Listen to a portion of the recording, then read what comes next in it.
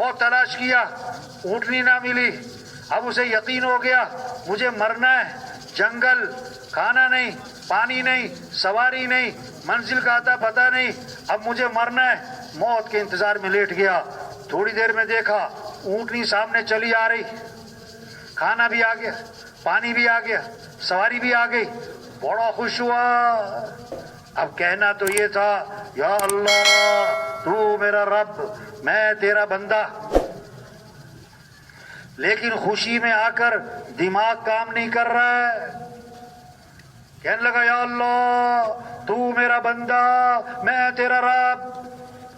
بڑا غلط جملہ ہے، لیکن جان بوجھ کے نہیں بولا، خوشی میں دماغ کام نہیں کر رہا ہے۔ اتنی خوشی ہوئی، حضور صلی اللہ علیہ وسلم فرما رہے ہیں جیسے اونٹنی کے مل جانے سے اونٹنی والے کو خوشی ہوتی ہے، اتنی نہیں، اس سے بھی زیادہ اللہ کو بندے کے معافی مانگنے سے خوشی ہوتی ہے۔ جو توبہ کر لے اللہ اس سے بھی خوش ہوتے۔ بھائی آج وقت ہے، جب تک موت کا فرشتہ نظر نہیں آ رہا ہے توبہ کا دروازہ کھلا ہے۔ ہاں، مکھی کے سر کے برابر اللہ کے خوف سے آنسو نکل آیا، جہنم کی آگ بجھانے کے لیے کافی ہے۔ اگر بغیر توبہ کے مرا اتنا روئے گا، اس کے آنسوؤں میں کشتی چلانا چاہو تو چلا سکتے ہو، پر وہ رونا کام نہیں آئے گا۔ ایک بزرگ بیٹھے تھے گاؤں کے کنارے، رو رہے ہیں، حضرت کیوں رو رہے؟ گاؤں والوں کی منت کر رہا ہوں، او توبہ کر لو، او توبہ کر لو، اللہ توبہ قبول کرنے کے لیے تیار ہے، یہ گاؤں والے توبہ کرنے کے لیے تیار نہیں، رو رہا ہوں، کیا کروں، کیسے سمجھاؤں؟ کچھ عرصے بعد دیکھا قبرستان کے کنارے بیٹھے رو رہے ہیں، حضرت آج کیوں رو رہے ہو؟ یہ جتنے قبروں میں پڑے سب توبہ کرنے کے لیے تیار ہیں، لیکن اب اللہ قبول کرنے کے لیے تیار نہیں ہے۔ آج وقت ہے توبہ کرنا، توبہ کروانا، تبلیغ، او بھائی توبہ کر لو، یہ پھرو، یہ پھرنا پھرانا، یہ نکلنا، سب سے توبہ کروانا، ایک ایک کی فکر کرنا، ایک ایک کی فکر کرنا۔ حضرت عمر رضی اللہ عنہ کے زمانے میں ایک آدمی شام کا رہنے والا آیا کرتا تھا، کچھ عرصہ نظر نہیں آیا۔ حضرت عمر رضی اللہ عنہ نے پوچھا وہ فلاں آدمی نظر نہیں آتا ہے؟ لوگوں نے کہا وہ شراب کا عادی ہو گیا، سیدھے راستے سے بھٹک گیا، غلط کاموں میں پڑ گیا۔ ہاں، آپ نے یہ نہیں فرمایا کہ جائے جہنم میں دفع ہو۔ ہاں، فوراً قاصد کو بلایا، خط لکھا، بسم اللہ الرحمن الرحیم، یہ خط ہے عمر کی طرف سے فلاں کے نام، میں تعریف کرتا ہوں اللہ کی، وہ کون ہے؟ غافر الذنب وقابل التوب شدید العقاب ذی الطول لا الہ الا ہو الیہ المصیر۔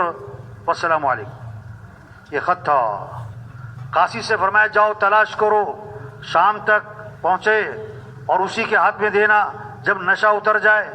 قاصد مدینے سے چلا، شام پہنچا، تلاش کیا، اس کے ہاتھ میں تھمایا کہ حضرت عمر رضی اللہ عنہ نے دیا ہے تمہارے نام۔ اس نے کھولا، پڑھا، خط ہے عمر کی طرف سے تمہارے نام، میں تعریف کرتا ہوں اللہ کی۔ کون؟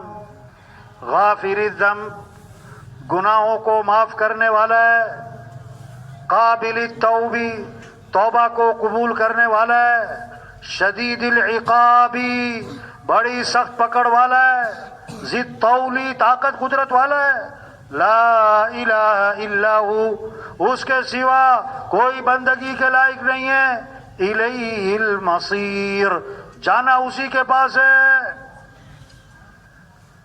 اس نے پھر پڑھا، اس نے پھر پڑھا، اس کی آنکھوں میں آنسو آئے، کہنے لگا حضرت عمر رضی اللہ عنہ نے مجھے امید دلائی ہے اگر تو معافی مانگے گا وہ معاف کرنے والا ہے، توبہ کرے گا وہ قبول کرنے والا ہے، اور مجھے ڈرایا ہے اگر توبہ نہیں کرتا اس کی پکڑ بڑی سخت ہے اور جانا اسی کے پاس ہے۔ اور پکی سچی توبہ کر لی، پکی سچی توبہ کر لی. قاصد واپس آیا, حضرت عمر صلی اللہ علیہ وسلم کو سارا قصہ سنایا تو اس پر حضرت عمر صلی اللہ علیہ وسلم نے فرمایا جب اپنے کسی بھائی کے بارے میں پتہ لگے راستے سے بھٹک گیا ہے, غلط کاموں میں پڑ گیا ہے, اس کے خلاف شیطان کے مددگار مت بنو, اس کو تانے مت مارو, اس کو طنز مت کرو, اس کے برا بھلا مت کہو, اس کو امید دلاؤ اور اس کو صحیح راستے پر لانے کی کوشش کرو اور اس کے لیے دعا مانگو. بھائی یہی تبلیغ ہے بھائی, یہی تبلیغ ہے بھائی. ایک ایک کے پیچھے پھرنا, منت خوشامد, او بھائی توبہ کر لے, او بھائی اللہ کو راضی کر لے, او بھائی اللہ کی طرح رجوع کر لے. یہ 4 ماہ, یہ چلہ, یہ 3 دن, یہ اجتماع, اس کے پیچھے کتنوں کی توبہ چھپی ہے, کتنوں کی ہدایت چھپی ہے, کتنوں کا جہنم سے بچنا چھپا ہے. مالک بن دینار رحمت اللہ علیہ جا رہے تھے, دیکھا ایک نوجوان ہے بڑا خوبصورت, بہت زبردست, ہاں صحت مند, اور معمار اکٹھے ہیں مستری, اور ان کو ہدایات دے رہا ہے یہاں یہ بنے گا, یہاں یہ بنے گا, یہاں یہ بنے گا. فرمانے لگے اوہ یہ کتنا اچھا نوجوان ہے اور یہ کن چکروں میں پڑا ہوا ہے, اور یہ کن چکروں میں پڑا ہوا ہے. کاش یہ نوجوان جنت کا نوجوان بن جائے. اور یہی تبلیغ ہے, کیسے یہ سردار جنت میں چلے جائیں, یہ ایم پی اے صاحب جنت میں چلے جائیں, یہ مزدور جنت میں چلا جائے, یہ غریب جنت میں چلا جائے. یہ تبلیغ اسی کا نام ہے. اس کے پاس گئے, اس کو سلام کیا, اس نے پہچان لیا کہ یہ تو مالک بن دینار. حضرت آپ یہاں پر کیسے؟ بیٹا کیا کر رہے ہو؟ حضرت ایک محل بنانا ہے. محل؟ ہاں. کتنے پیسے لگاؤ گے؟ اتنے لاکھ دینار. اور میں بیٹا یہ اگر دینار تم مجھے دے دو, میں تم سے وعدہ کرتا ہوں اس دنیا کے محل کے بدلے تمہیں اللہ سے جنت میں محل لے کر دوں گا. اور دنیا کا محل مٹی گارے کا ہے, یہ فنا ہو جانے والا ہے, اس میں رہنے والا بھی اس نہیں رہے گا, وہ بھی فنا ہو جائے گا. اور جنت کا جو محل ہے اس کی 1 اینٹ سونے کی, 1 اینٹ چاندی کی, اس کا گارا مشک کا, اس کی گھاس زعفران کی, اس کے کنکر موتی اور یاقوت ہوں گے, اور اس میں خوشبوئیں مہکتی ہوں گی. وہ کبھی پرانا نہیں ہوگا, وہ کبھی بوسیدہ نہیں ہوگا. اس محل کو بنانے والے مستری نہیں ہوں گے, اس محل کو بنانے والا خود اللہ ہوگا. کہ بولو تمہیں دنیا کا مال چاہیے کہ جنت کا مال چاہیے؟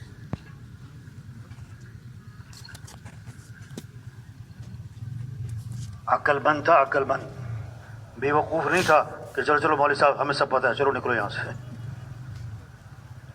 اس نے کہا حضرت مجھے مہلت دیں 1 رات, میں سوچوں گا, کل جواب دوں گا. ہاں. رات کو مالک بن دینار رحمۃ اللہ علیہ نے اس کے لیے ہاتھ اٹھائے کہ اللہ اس کو صحیح فیصلہ کرنے کی سمجھ دے اور اس کی رہنمائی فرما. اور تبلیغ اسی کا نام ہے.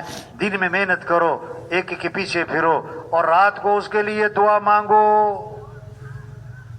صبح کو اس کے پاس پہنچے, وہ انتظار میں تھا. پوچھا بیٹا کیا فیصلہ کیا ہے؟ انہوں نے کہا حضرت بات پکی ہے, اگر میں لاکھ جتنے میں نے لگانے تھے آپ کو دے دوں, آپ جنت میں مجھے مال لے کر دیں گے اللہ سے؟ اور میں بات پکی ہے, میں وعدہ کرتا ہوں. حدیث میں آتا ہے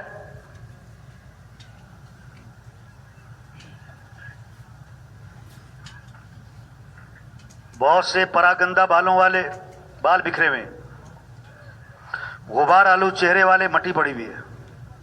کسی کے دروازے پہ جائیں, چلو چلو بھاگو چلو, کوئی اس کو اپنے ملنے کے لیے بھی تیار نہیں, لوگوں میں کوئی اس کی حیثیت نہیں. لیکن اللہ کے ہاں اتنا اونچا مقام ہے, اگر وہ اللہ پر قسم کھا لے تو اللہ اس کی قسم کو پورا کر دے. فرمایا میں وعدہ کرتا ہوں دنیا کے اس محل کے بدلے تمہیں اللہ سے جنت میں ایسا ایسا محل لے کر دوں گا.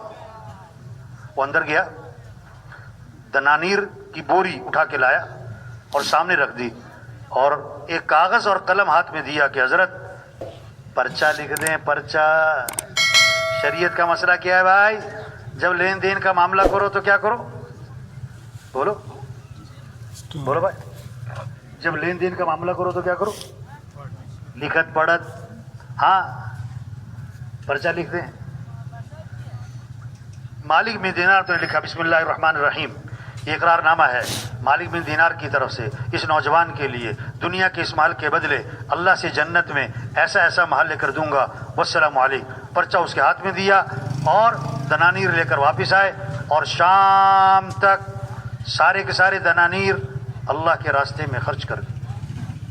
اللہ والے بچا کے نہیں رکھتے, اللہ والے خرچ کر دیتے. ابھی 40 دن نہیں گزرے, مالک بن دینار نے فجر کی نماز پڑھائی تو محراب میں ایک پرچہ پڑا ہوا تھا, اس کو اٹھایا تو یہ وہی رقعہ تھا جو اس کو لکھ کر دیا تھا, اور اس کی پشت پر بغیر روشنائی بغیر سیاہی کے لکھا ہوا تھا تم نے اس نوجوان سے جو وعدہ کیا تھا ہم نے وہ وعدہ پورا کر دیا اور اس کو اس سے بھی اچھا محل دے دیا. مالک بن دینار حیران, یہ کیا بات ہے؟ پرچہ لیا, اس کے گھر پہنچے تو پتہ لگا کہ کل گزشتہ اس نوجوان کا انتقال ہو گیا. پوچھا کوئی وصیت کی تھی؟ جی ہاں, ایک رقعہ دیا تھا اور کہا تھا جب میں مر جاؤں میرے کفن میں رکھ کر مجھے دفن کر دینا. مالک بن دینار رحمۃ اللہ نے پرچہ نکالا, کیا یہ وہ پرچہ ہے جو تم نے اس کے کفن میں رکھا تھا؟ انہوں نے کہا اس ذات کی قسم جس نے اس نوجوان کو موت دی, یہ پرچہ ہم نے اس کے کفن میں رکھا اور دفن کر دیا, یہ آپ کے پاس کہاں سے آیا ہے؟ یہ تو ہم نے قبر میں بند کر دیا کفن میں رکھ کر, آپ کے پاس رکا کہاں سے آیا ہے؟ مالک بن دینار رحمۃ اللہ نے سارا قصہ سنایا. ایک اور نوجوان کھڑا ہو گیا, کہنے لگا حضرت جتنے اس سے لیے تھے اس سے ڈبل میرے سے لے لو, مجھے بھی پرچہ لکھ کے دے دو. اور میں نہیں اب نہیں, اب بات مشاہدے میں آ گئی, اب بات نظر آ گئی. اور ایمان کیا ہے؟ ایمان بالغیب, بن دیکھے مانو. جنت ہے, جہنم ہے, قیامت ہے, آخرت ہے, مرنے کے بعد اٹھنا ہے, حساب کتاب ہے. ہم نے نہیں دیکھا. فرعون جیسا بدماش جب موت کا فرشتہ آیا ساری اکڑ مکڑ نکل گئی, کہتا مان گیا ایمان لایا. ہمیں اب نہیں ہم نے تو اللہ کو بھی نہیں دیکھا, ہم نے تو حضرت محمد مصطفیٰ صلی اللہ علیہ وسلم کو بھی نہیں دیکھا. ایک صحابی آئے, عرض کی اللہ کے رسول مبارک ہو اس شخص کو جس نے آپ کو دیکھا اور آپ پر ایمان لے آیا. آپ نے فرمایا ایک مرتبہ نہیں, 2 3 4 5 6 مرتبہ نہیں, 7 مرتبہ مبارک ہو اس شخص کو جس نے مجھے نہیں دیکھا پھر بھی مان لیا. بن دیکھے ماننا بھائی. اللہ نے ہمیں یہ زندگی دی ہے, ہماری نہیں ہے. ہم سب کے بارے میں ایک دن خبر آئے گی فوت ہو گئے. پہلے اس سے کی آوازیں آئیں, پہچاننا چھوڑ دیا, بولنا چھوڑ دیا, ڈاکٹر نے جواب دے دیا. ابھی وقت ہے بھائی. حدیث میں آتا ہے زندگی کو غنیمت سمجھو موت سے پہلے. کتنے ہمارے بعد پیدا ہوئے ہم سے پہلے مر گئے. جوانی کو غنیمت سمجھو بڑھاپے سے پہلے. ابھی جوانی ہے, بڑا دین کا کام کر سکتے ہیں. ایک وقت آئے گا کرنا چاہیں گے کر نہ سکیں گے. صحت کو غنیمت سمجھو بیماری سے پہلے. کتنے پڑے ہوئے گھروں اسپتالوں میں, ہاتھ بھی نہیں ہلا سکتے, پاؤں بھی نہیں ہلا سکتے, زبان سے بول نہیں سکتے. اللہ یا اللہ, سانس بھی مشینوں پہ چل رہے ہیں. چوتھی بات، فراغت کو غنیمت سمجھو مشغولیت سے پہلے۔ پانچویں بات، خوشحالی کو غنیمت سمجھو بدحالی سے پہلے۔ غنیمت سمجھنے کا مطلب اس کو صحیح مصرف پر لگا لے بھائی۔ یہ زندگی نعمت، اس کی ناقدری نہ ہو۔ یہ زندگی امانت، اس میں خیانت نہ ہو۔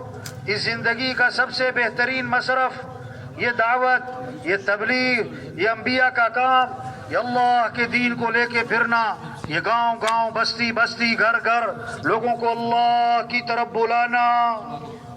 وَمَنْ أَحْسَنُ قَوْلًا مِّمَّنْ دَعَا إِلَى اللَّهِ، اس سے بہتر بات کس کی جو لوگوں کو اللہ کی طرف بلائے۔ اے لوگو اللہ کو راضی کر لو، اے لوگو اللہ کی طرف رجوع کر لو۔ یا ایھا الذین آمنوا ان تنصروا اللہ ینصرکم، اے ایمان والو اگر تم اللہ کے دین کی مدد کرو گے اللہ تمہاری مدد فرمائیں گے۔ ہماری مسئلوں کا حل اللہ کی مدد ہے، اللہ کی مدد سے مسئلے حل ہوں گے۔ اللہ کی مدد کو ساتھ لینے کا ذریعہ اللہ کے دین کی مدد ہے۔ دین پر چلنا یہ دین کی مدد نہیں، لوگوں کو دین پر لانا، لوگوں کو اللہ کی طرف بلانا، بے نمازی کو نمازی بنانا، نافرمان کو فرما بردار بنانا، مجرم کو متقی بنانا، اللہ سے غافل اللہ کی یاد پیدا کرنا، یہ ہے دین کی مدد۔ اذان ہوتی ہے شیطان بھاگ جاتا ہے، آدمی نماز میں کھڑا ہوتا ہے شیطان وسوسے ڈالتا ہے۔ اذان دعوت ہے، نماز عبادت ہے، شیطان پر بھاری چیز دعوت ہے، شیطان پر بھاری چیز دعوت ہے۔ اذان پہلے ہے نماز بعد میں ہے، پہلے دعوت زندہ ہوگی پھر عبادات زندہ ہوں گی۔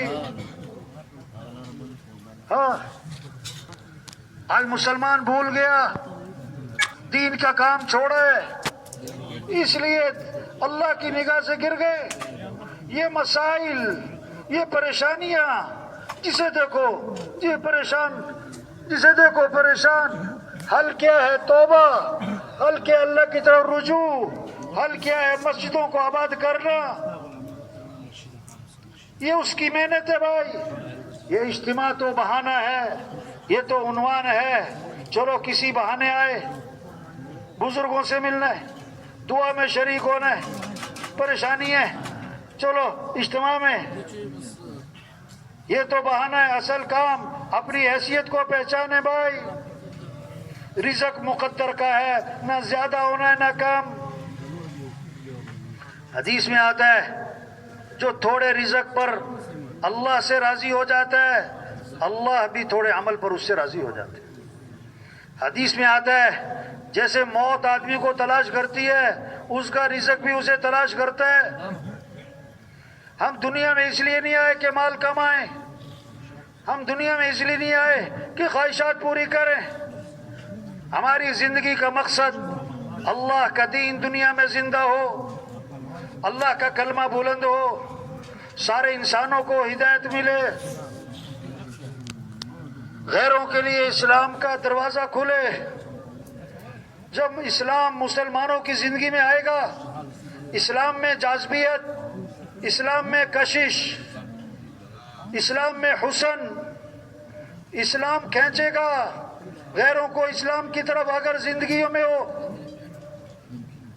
نماز سے، روزے سے، حج زکوٰۃ سے نہیں، جب مسلمانوں کے اخلاق ٹھیک ہوں گے، مسلمانوں کے معاملات ٹھیک ہوں گے، جب مسلمانوں کی معاشرت ٹھیک ہوگی، اب غیر مسلم لپک کے اسلام پر آئے گا، فوج در فوج اسلام میں داخل ہوں گے، قوموں کی قومیں اسلام میں آئیں گی۔ کتابوں میں قصہ لکھا ہے، زمین خریدی، کچھ عرصے بعد کھدائی کی، اس میں سے خزانہ نکلا۔ اللہ کا خوف ہے، آخرت کی فکر ہے، نام کا نہیں کام کا مسلمان ہے، کچا نہیں پکا مسلمان ہے، ایمان والا ہے۔ اس نے کہا بھائی میں نے تو زمین خریدی ہے، خزانہ تو نہیں خریدا، اب جس سے زمین خریدی اس کے پاس گیا، میں نے آپ سے زمین خریدی تھی، یہ اس میں سے خزانہ نکلا ہے، یہ آپ کا ہے، وہ بھی ایمان والا ہے، وہ بھی اللہ کا خوف رکھنے والا ہے، وہ بھی آخرت کی فکر رکھنے والا ہے، وہ بھی پکا مسلمان. نہیں نہیں نہیں نہیں، میں نے زمین بیچ دی، جو اس میں سے نکلا ہے وہ آپ کا ہے. اب جھگڑا ہو گیا، وہ کہے تیرا، وہ کہے تیرا. آج کا جھگڑا کیا ہے؟ آج کا جھگڑا کیا ہے؟ وہ کہے میرا اور وہ کہے، بولو بھائی، اور وہاں جھگڑا کیا ہو گیا؟ وہ کہے تیرا اور وہ کہے. اب گیا کا معاملہ قاضی صاحب کے پاس. اب قاضی بھی ایمان والا، ہاں قاضی بھی پکا ایمان والا، پکا مسلمان. اگر قاضی کچے ایمان والا ہوتا